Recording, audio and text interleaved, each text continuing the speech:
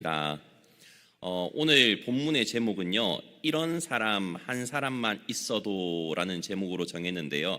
사실 오늘 본문의 이제 그 메인 아이디어는 이 제목과는 사실 상관이 없어야 되는 거고, 다윗이 압살롬을 돌아오게 하는 거에 사실 더 초점을 맞춰야 되는 거거든요. 그런데 저는 메인 아이디어보다 조금 다른 색다르게 관점을 좀 보고 은혜를 나누고자 합니다. 우리 성도님들은 혹시 그런 친구 있으십니까? 아니면 그런 동생이라든지 형이라든지 나의 모든 것을 알아주는 사람. 고개는 끄덕끄덕 거리시는 거 보니까 있으신 건지 있었으면 하는 바람인 건지 도무지 이해가 안 가거든요. 있으신 거죠?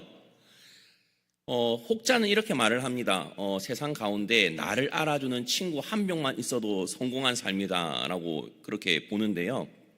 저도 그런 것 같습니다.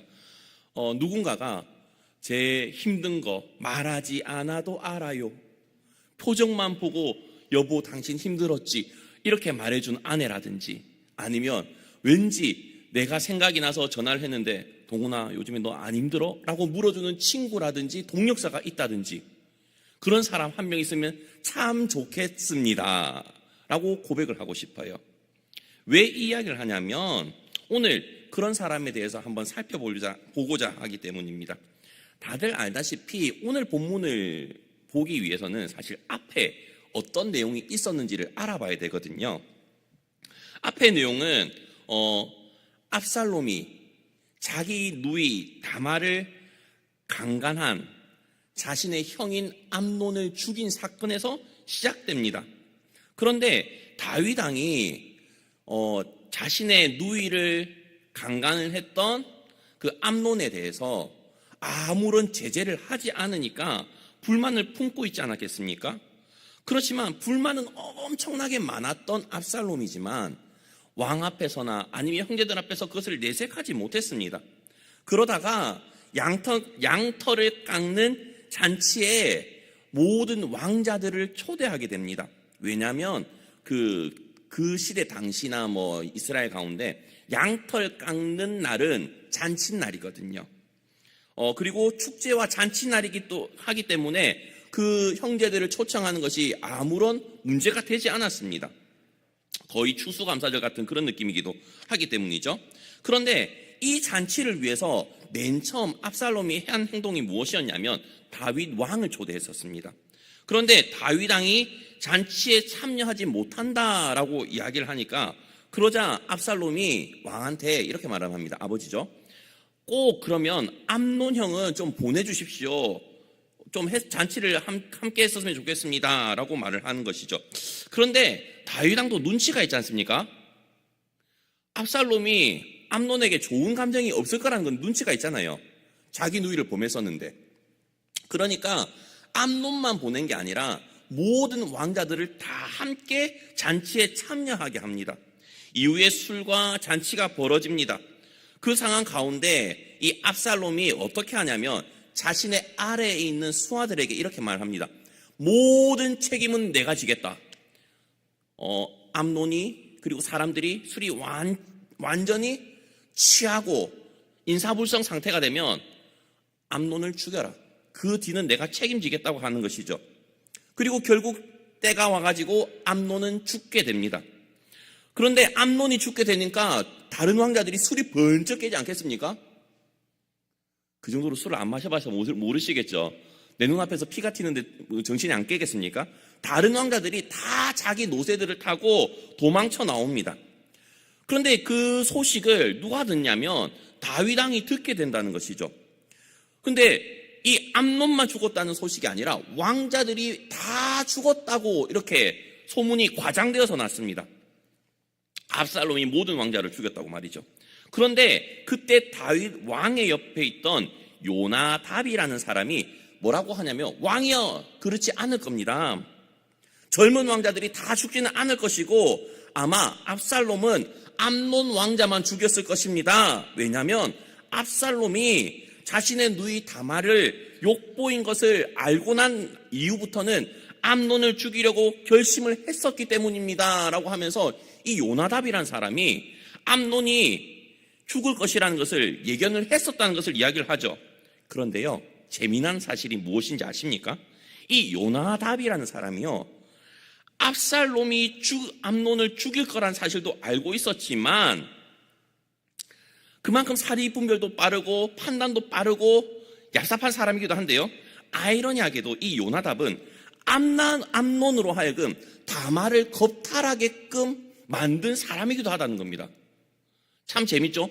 간에 붙었다가 쓸개 붙었다 하듯이 이 요나답이란 사람은 다윗에게 가서 이 압살롬이 암논만 죽였을 것이다 라고 이야기를 했고, 암논한테는 그 전에 다말이 그렇게 갖기 원하면 이렇게 하라는 방법으로, 사용 방법이라고 보기보다는 좀 치사한 방법이지만 이 암논의 가려운 부분을 긁어주는 역할을 했다는 것입니다. 그게 사무엘하 13장 3절부터 5절까지 있는데요, 요나답이 했던 이야기를 한번 나누겠습니다.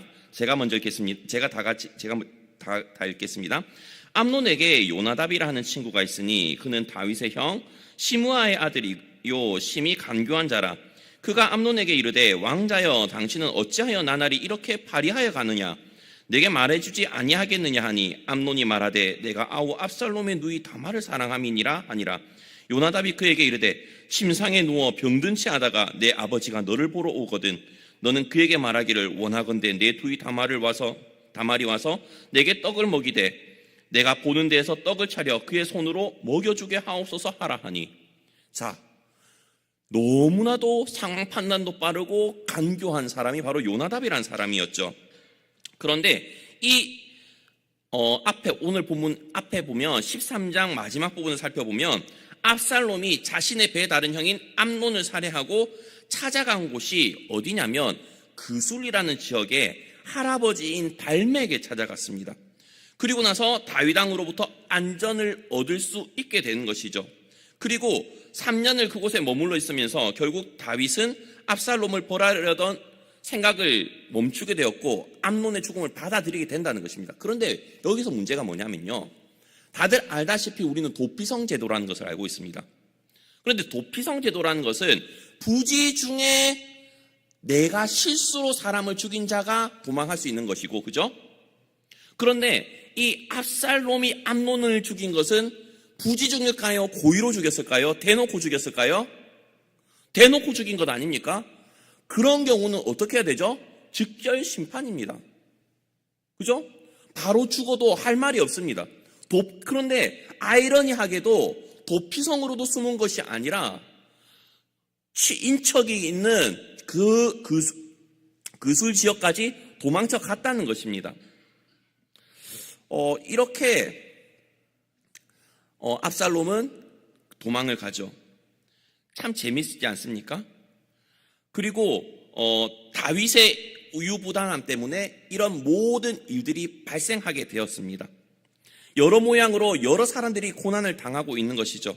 그리고 오늘 본문 1절을 보게 되면 다윗 왕은 이제 암논의 죽음은 받아들이게 되고요, 살아있는 압살롬에게 온 신경을 다 쏟고 관심을 가지고 있는 것을 알 수 있습니다. 그런데 그 상황 가운데서 누가 재빨리 상황을 파악하고 계획을 짜냐면 눈치 빠른 요압입니다. 드고아에 있는 지혜로운 여인과 함께 압살롬을 불러들일 계획을 짜는 것이죠.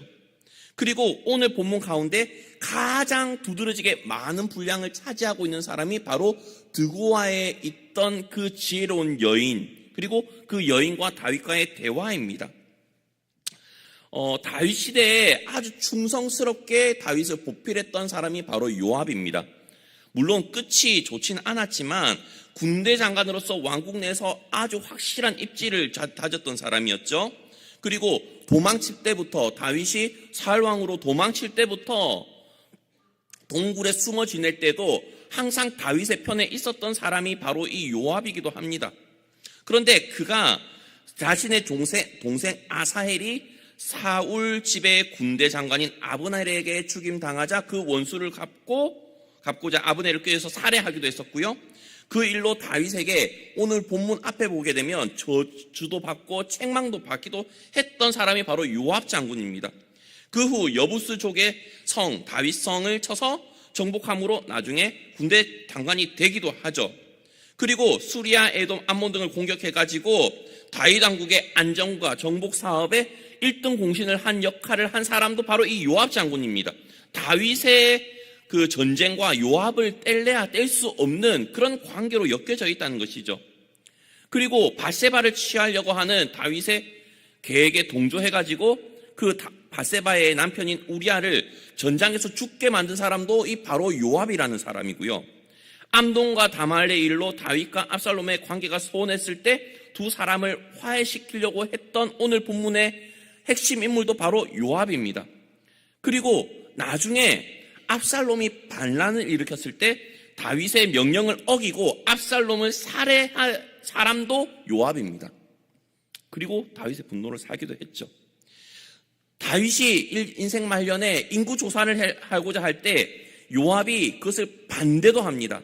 물론 인구 조사를 실시하긴 하지만 요압은 왕의 명령이 마땅치 않아 가지고 자신이 고의로 레위 지파라든지 베냐민 지파는 계수도 하지 않았습니다. 결국 맨 마지막 가운데 다윗 이후에 후계자 문제가 대두되자 요압은 제사장 아비아달과 함께 아도니아를 취재하기도 합니다. 그리고 다윗은 솔로몬에게 유언으로 요압을 징계할 것을 당부했고 솔로몬은 무고한 사람의 피를 흘린 죄값을 물어 요압을 살해하게도 됩니다. 그렇게 요압의 인생은 참 파란만장합니다. 처음엔 끝까지 다윗에게 충성을 했던 모습이 참 많았지만 결국 끝은 좋지 않았던 인물이기도 하지만 그 누구보다도 다윗과 함께 지냈던 시간이 길었기 때문에 다윗의 표정만 봐도 그가 무엇을 원하는지 제일 잘 알고 있었던 사람이 바로 요압이라는 사람이라는 것입니다. 그런 요압이 다윗의 마음을 읽고 드고아의 여인을 섭외하게 됩니다. 알다시피 여인은 상복을 입고 머리에 기름을 바르지 아니하고 오랫동안 상중인 것처럼 다윗 왕 앞에 서게 되죠. 남편이 죽고 2명의 아들이 있는데 그 2명의 아들이 서로 싸우다가 1명이 죽고 겨우 1명의 아들만 살아남았는데 온 집안 사람들이 그 남은 1명의 아들까지도 죽이려고 한다고 이야기를 합니다. 그러자 다윗은 그 아들을 살려주겠다고 머리카락 하나도 다치지 않겠다고 판결을 합니다. 그런데 그 이야기를 듣고 드고아의 여인은 다윗을 보고 뭐라고 합니까? 그렇다면 어찌하면 왕께서는 하나님 백성에게 바로 그 같은 일을 행하였습니까? 왕께서는 내쫓긴 아들을 집에 데려오지 않으시니 방금 내리신 판결대로라면 자기 자신한테 유죄를 내리신 것 아니겠습니까? 우리는 언젠가는 죽습니다. 한번 땅에 쏟은 물은 다시 담을 수 없죠. 그렇지만 하나님께서는 생명을 빼앗지 않으십니다. 그분은 기어이 방법을 내셔서 쫓겨난 자라도 돌아오게 하시는 분 아닙니까? 라고 이야기를 한 사람이 드고아의 여인인 것이죠. 이 드고아의 여인의 이 이야기는 어떤 이야기를 생각이 나게 하죠. 나단이 비유를 들어서 다윗 왕의 잘못을 지적한 사건이 생각이 나기도 하고요. 때로는 가인과 아벨의 사건이 생각나기도 합니다. 가인과 아벨의 사건 역시도 가인이 아벨을 죽이게 되자 하나님이 가인을 보호하시는 내용이 있죠. 그 내용이 뭐죠? 가인이 비록 살인을 저질렀지만 하나님께서는 가인에게 무엇을 주시죠? 표를 주시지 않습니까? 표를 주시면서 이 가인을 죽인 자는 벌이 더 7배나 더 받을 것이다 라고 이야기를 하시는 그 표가 있지 않습니까? 오늘 본문에 역시도 드고아의 여인의 이야기를 통해서 비록 압살롬이 암논을 죽였지만 더욱 큰 권위를 가진 다윗 왕의 명령으로서 아들인 압살롬을 보호할 수 있지 않습니까? 라고 이야기를 하는 것이죠. 그리고 이 이야기를 들은 다윗은 이 드고아의 여인의 그 이야기 가운데 이 생각은 이 여인의 생각이 아니다. 누구의 생각이라는 걸 알게 되었죠? 요압으로부터 나온 생각이다라는 것을 알고 있습니다. 그래서 여인에게 묻죠. 혹시 네 뒤에 요압이 있냐? 그러니까 드고아의 여인은 솔직히 말을 합니다.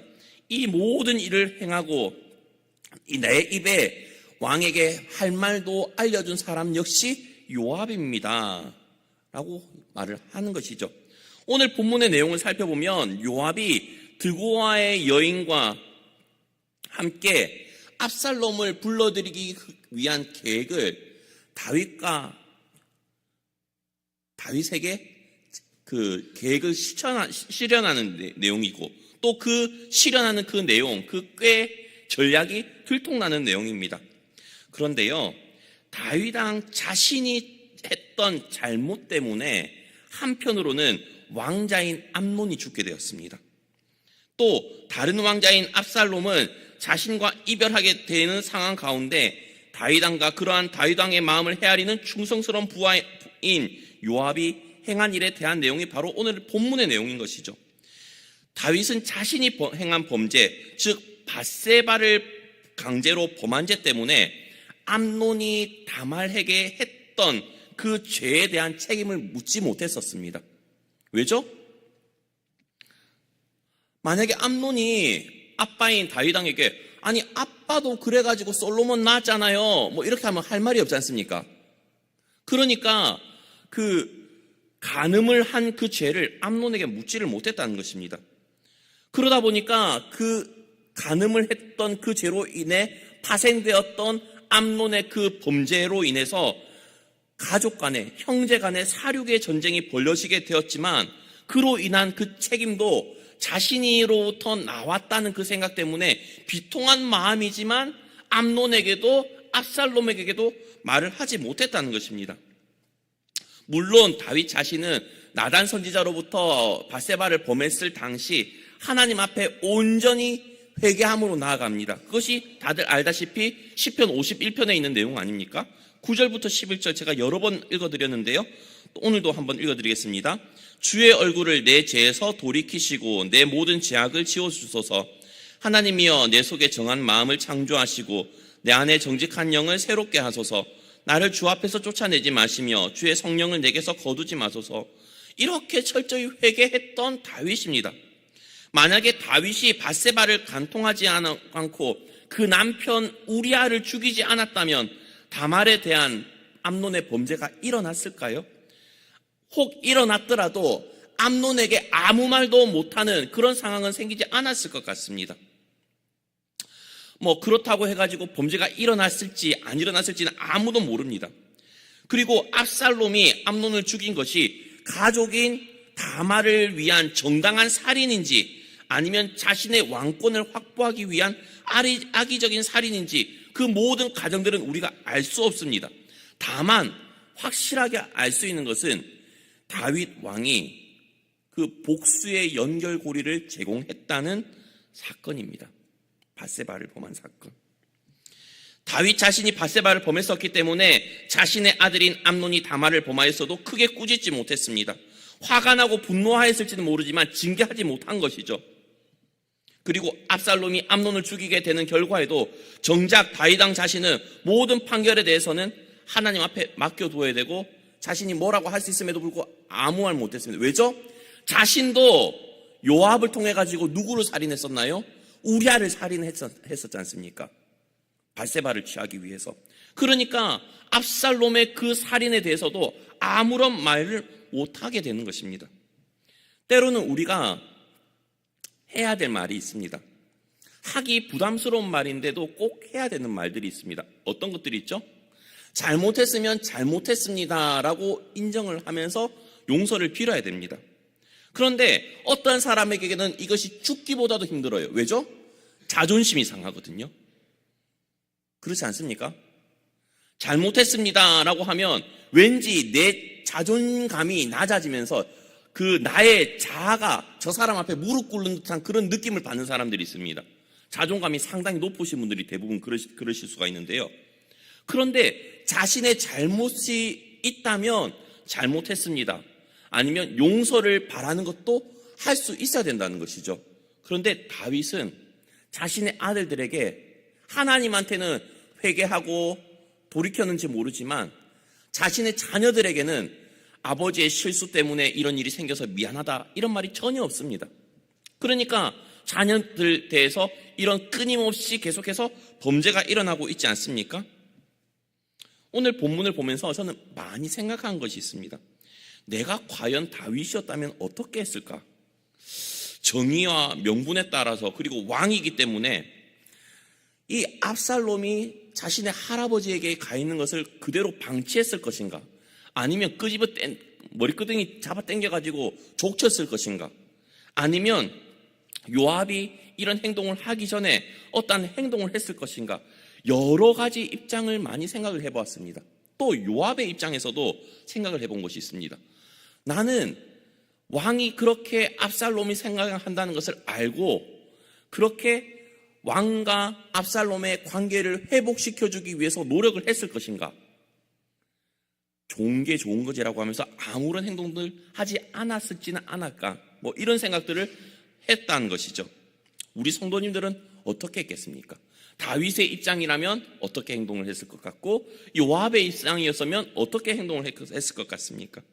왕이 3년 동안 압살롬을 그리워하는 것을 알고 가슴 아파하는 것을 알고 충심으로 뭐 했을지는 모르겠지만, 그럼에도 불구하고 다윗을 그 누구보다도 잘 알고 있었던 요압이기 때문에 압살롬과 화해하게 하는 전략을 펼치고 있다는 것입니다.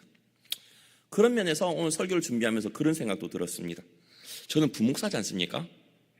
부목사로서 담임 목사님께서 어떤 마음을 가지시고 어떤 고민을 가지고 계시고 또 어떠한 갈등이 있으신 걸, 뭐 갈등이 있으시겠죠? 없는 사람은 없으니까.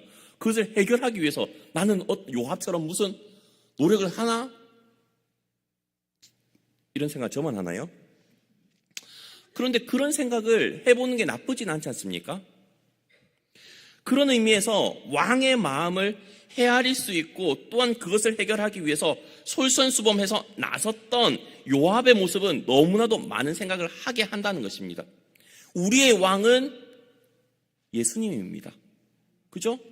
그럼 그 왕의 고민 많으시겠죠, 예수님도. 그죠? 그 고민을 해결하기 위해서는 우리는 어떤 노력을 할까요? 예수님의 관심이 어디에 있는지 우리는 전혀 알려고 하지도 않는 경우가 참 많지 않습니까? 우리는 그리스도인으로서 하나님의 자녀라고 말을 하면서 예수님이 나의 주인이라고 하면서 주인이 무엇에 관심이 있는지, 어떤 고민이 있는지, 옥포제일교회 세 가족을 보냈는데 잘 정착하지 못해가지고 애끓는 주님의 마음 모를 수도 있고, 구역원들이 아프고 있는데 아무도 관심을 가지지 않는 이런 상황 가운데서도 애통하는 주님의 마음이 느껴질 수도 있고, 그죠? 그런 부분에서 참 많은 생각을 하게 되었다는 것입니다. 또 그런 부분에서는요, 다윗과 요압의 관계가 부럽기도 했습니다. 왠 줄 아세요? 누군가가 내 표정만 보고도 목사님 지금 당장 커피 필요하시죠? 라면서 커피를 갖다 주시는 분이 계실지를 모르겠습니다. 목사님 배고프시죠? 라고 하면서 짜장면을 시켜주실 분이 계실지는 모르겠습니다. 저 배 안 고픕니다. 커피 오늘 이미 많이 마셨습니다. 그렇기 때문에 이렇게 말을 하는데요. 그런 것처럼 우리는 서로가 서로에게 관심을 가지고 그 사람이 무엇이 필요한지, 교회에서 무엇이 필요한지, 정말로 예수님이 무엇을 원하시는지 그에 대한 관심을 잘 가지는 요압과 같은 사람이 되었으면 좋겠다는 것입니다. 물론 오늘 본문에 나오는 요나답과 같이 간사한 꾀로 여기 붙었다가 저기 붙었다가 하지 말고요. 그리고 다윗은요, 요압이 어떤 의미로 자신에게 이러한 행동을 했는지 알고 있었던 사람입니다. 그러니까 요압에게 가가지고 압살롬을 불러오라고 하는 거죠. 물론 불러와가지고 좋게 지내지도 않습니다. 그러나 요압의 그 마음을 받아는 준다는 것이죠. 그렇지 않습니까? 그러면서 저는 생각이, 우리 모든 성도님들도 그렇고 저도 그렇고 한편으로는 요압처럼 충성된 사람이었으면 좋겠다. 하나님의 마음을 시원케 하는 얼음 냉수와 같은 역할을 하는 사람이었으면 좋겠다.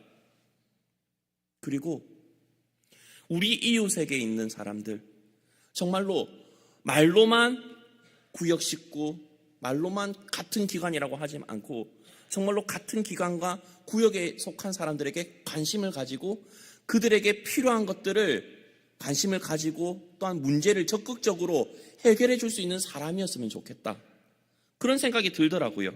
그러면 주님의 마음이 너무나도 기쁘시지 않을까요? 그런데 그러기 위해서는요, 서로가 서로에 대해서 잘 알아야 됩니다. 친해지셔야겠죠. 그죠? 다윗과 요압처럼 목숨을 여러 번 생사의 전쟁을 많이 펼쳤기 때문에 이런 관계가 펼쳐지는 겁니다.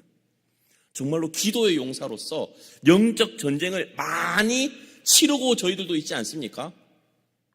그렇지 않나요? 평안하다 가운데 살아오고 계십니까? 저는 영적 전쟁이 너무나 치열하게 느껴지는데요. 그렇기 때문에 그 치열한 영적 전쟁의 상황 가운데 함께 기도의 동역자로 살아가고 계시는 구역 식구들끼리, 기관 식구들끼리, 교회 공동체 식구들끼리 더 많은 관심과 더 많은 애정을 가지고 화평케 하는 요압과 같은 역할을 잘 감당했으면 좋겠습니다. 그리고요, 그 무엇보다도 하나님의 마음을 시원케 하는 사람이 되었으면 좋겠습니다. 말씀은 여기까지 끝나고요. 마음이 상한